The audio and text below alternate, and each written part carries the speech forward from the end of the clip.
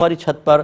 پانی کی ایک ٹینکی رکھی ہوئی ہے جس کا ڈھکنا ٹوٹ چکا ہے۔ اب وہاں پہ بندر، بلی، پرندے، یہ پڑوسی ملک کا سوال ہے کہ بندر بھی آ کے پانی پیتے ہیں، بلی، پرندے وغیرہ،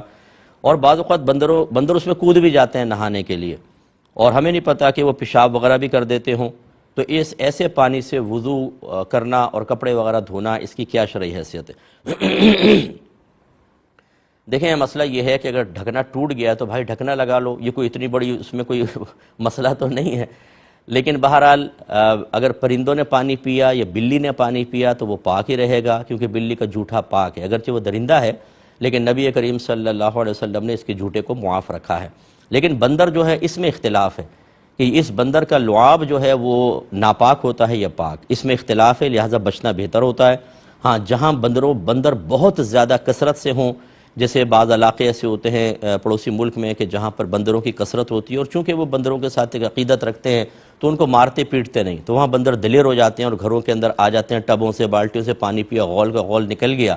تو وہاں پر بہرحال رعایت ملے گی، کیونکہ یہاں پہ وہی بلی والی علت ہے کہ نبی کریم نے یہ فرمایا تھا کہ یہ بلی بار بار تمہارے گھر میں آتی جاتی ہے، اس لیے اس کے جھوٹے کو سرکار نے پاک قرار دیا۔ تو ایسی بندر اگر بہت زیادہ آتے جاتے ہیں اور بار بار ہم تمام چیزوں کو پاک کرنے کا حکم دے تو بڑی گڑبڑ ہو سکتی ہے۔ تو اس لیے ایسی جگہ اگر آپ کا گھر ہے اور ٹینکی ایسی جگہ ہے جہاں بہت زیادہ بندر آتے ہیں تو ان کے پینے پر معافی کا حکم ہوگا، آپ اس سے وضو وغیرہ کر سکتے ہیں۔ باقی رہا کہ بندر کود جاتے ہیں اندر، اگر تو بندر کے ظاہری بدن پہ کوئی نجاست لگی ہے تو جیسی وہ ٹینکی میں کودے گا وہ ٹینکی کا پانی ناپاک ہو جائے گا۔ لیکن اگر آپ کو نہیں پتا، آپ نے بندر کو کودتے ہوئے دیکھا لیکن کوئی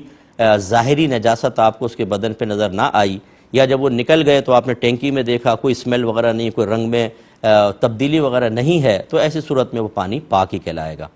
پھر یہ خدشہ کہ شاید اس نے پیشاب کر دیا ہو، اس کا بھی کوئی اعتبار نہیں ہوتا، جب تک کہ نجاست کا ظاہری اثر نظر نہیں آئے گا ہم خالی گمان پر کسی چیز کو ناپاک نہیں کہہ سکتے، یہی شرعی حکم ہے۔